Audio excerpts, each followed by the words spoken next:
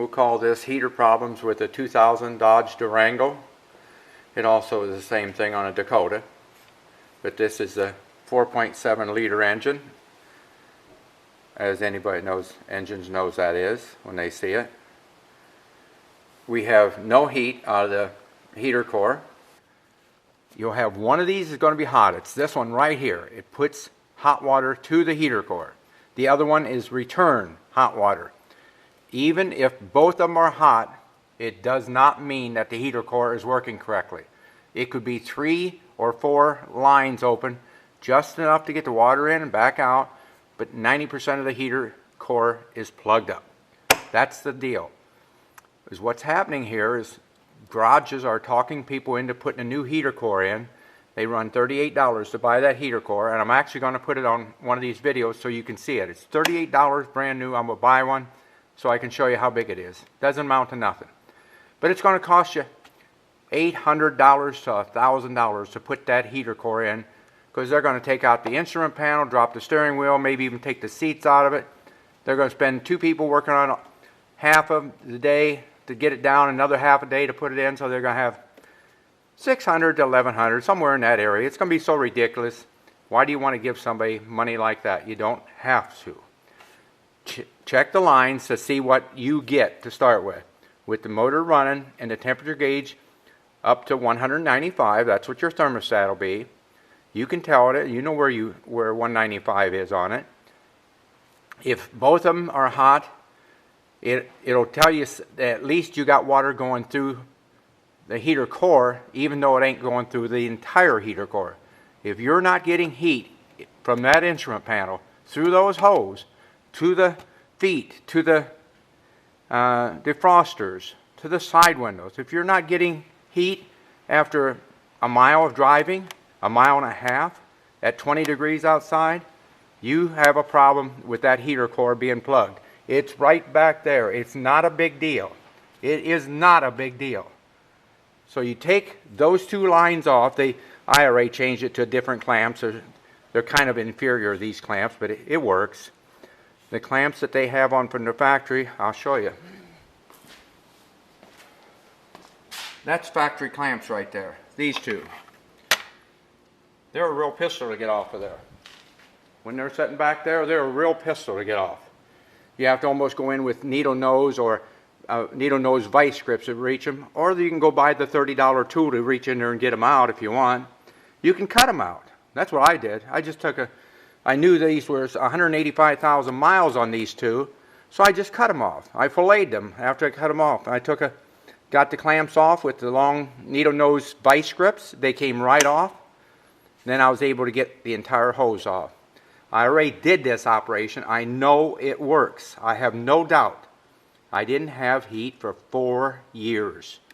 And it's going to be, if you have the same problem, stick with me here. So that what's happening, like I told you, the water goes into the heater core, but it only comes out because there's 2 or 3 tubes opened up yet. 80 or 90% of that heater core will be plugged up. You're not going to get any heat. So what I did was took it off here. I actually looped it around and put a hose back on it, so if I needed to start it for any reason, that worked out good. And you'll see that in the other videos. That is going to be preceding this one. Post these.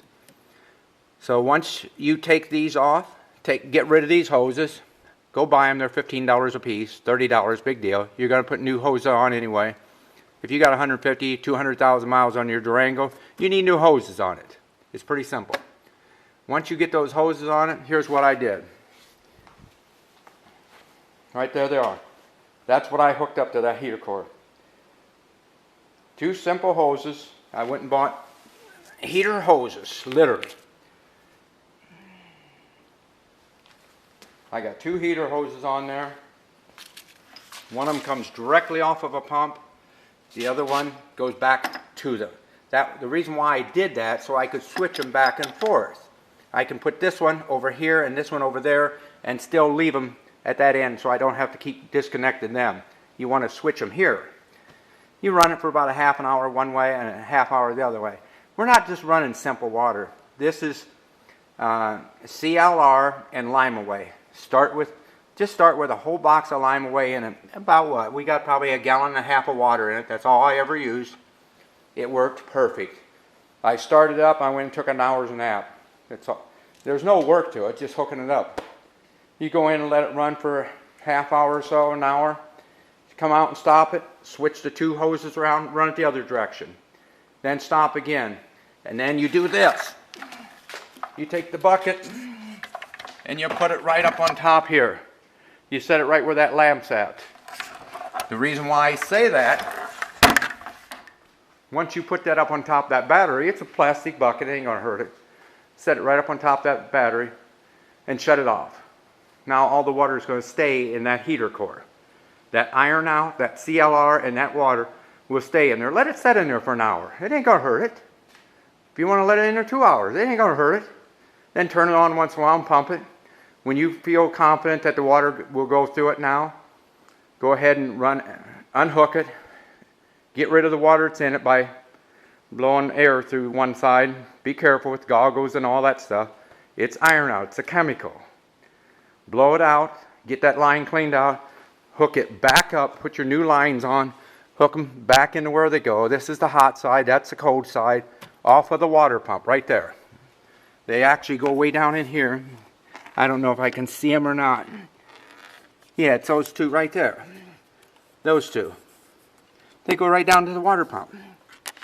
It's hard to see here.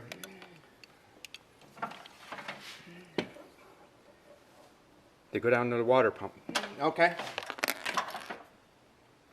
Once you hook everything back up with 2 new hoses, hook it up here, hook it up there. Now you can put new antifreeze in it. Guess what? You got a heater working. It'll be working somewhere around 90 to 95% of its capacity or more. You've just saved yourself $700, $800, $900 and didn't take it to Mr. Mechanic that's going to charge you to rip out that dash, forget to hook something back up when he's in there. Don't do it. Don't let him do that to you. It's a minor deal here. That should help some. It did. Anyway.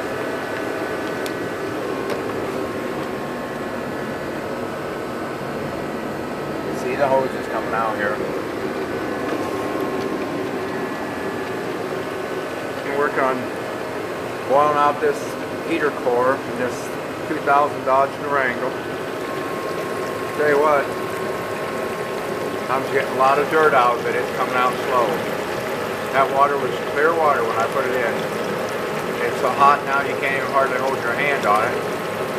The only reason it's hot is because it's got iron out there. It's not hooked to the motor's not hot, the car's not hot, but the water's hot. You grab the hoses in it, they're starting to feel like they're hooked to the engine, and they're not. You just go from the bucket, go right down and hook to the heater core. I've shut the pump off here so I can show you something. This water was crystal clear when I started. Hope you can focus in on that, but you can just see the black, the stuff coming out of it, and a lot of it's settled to the bottom. Now the other thing I forgot to say is when you're running that pump and you're running that water through there and it's coming back in one of the hoses, bend the hose off, pinch it off. Just pinch it off some and make back pressure on that pump, and obviously it's going to be on the inside of that heater core. Put some back pressure in it. Why I'm telling you to do that, if there's pressure inside that heater core, you're going to shove water in some of the lines inside that heater core that are plugged up, and it's going to blow out some of those ends where the calcium is built up. Now you're going to put water on the inside of every one of those lines. So do that a few times while you're running this pump, and you're going to fill up that whole heater core. You might even get 100% of that heater core back, and you didn't do nothing but flush it out with iron out and CLR. Questions? 1-800-GUTTER-5, Gutter 5. I'll tell you your answer. Now, once you've watched these videos, do me a favor. Go to my website. I sell gutter guard that works. not for 5 years, not for 10, for 25 years. If it plugs up, I will pay to clean it. That's how good it works. When people tell you, oh, you ask a roofer there, he's going to, every roofer you ever ask, you can't get a gutter guard to work without maintenance. I'm telling you, mine does not need maintenance if you follow my instructions. If you want to do it, you'll save yourself a fortune on gutter guard on your house. The average house is going to run you $400 or $500 tops to do it. The average house. That's it. And you put it on yourself. If you want to hire somebody, we can even get it put on for you. So you can call me at 1-800-GUTTER5. You can go on my website, fill out the email thing, and send it to me, and I'll tell you who in your area will put it on for you. But the problem is when you go from something you're paying $2 a foot for, that's what it's going to cost you, and you want somebody else to put it on, they want $8, $10 a foot to put it on. It takes 15 seconds to put 2 feet on. Hire some kid down the street. Just make sure everything's safe. It's senseless to spend $2,500 to $12,000 to put something on your house that's only going to flood your basement. Don't do that. That's the same deal as this Durango with the heater problem. Why would you want to spend $800, $900, $1,000 when you can do it for just, I don't know, $40, $50? I'm sure you got one of those utility pumps around. Go buy one and take it back. I don't care what you do, but get your utility pump like that. Pumps about 1,200 gallons an hour, and reduce it down. It's already got a thing right on the top of them to reduce down to a garden hose. And do what I told you, and it will work.